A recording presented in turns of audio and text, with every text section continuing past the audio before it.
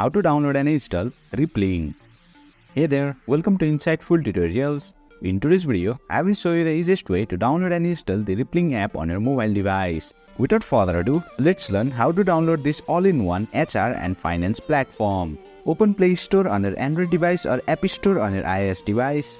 Tap on the search icon at the bottom, tap on the search bar, then type in Rippling and search for it. Select the first search result for Rippling. Tap on the install button. The Rippling app will now begin downloading and installing on your device. Please note that the installation time may vary depending on your internet speed, so please be patient. Once the installation is completed, you can now use the Rippling app. Tap open, grant all the necessary permissions, then log into your account if you have one, or sign up for a new account. After that, you will be all set to use the Rippling app. And boom! You have successfully learned how to download and install Rippling on your mobile device. That's it for today's video. If you found this video insightful, please don't forget to hit the like button and make sure to subscribe to our channel for more insightful tutorials.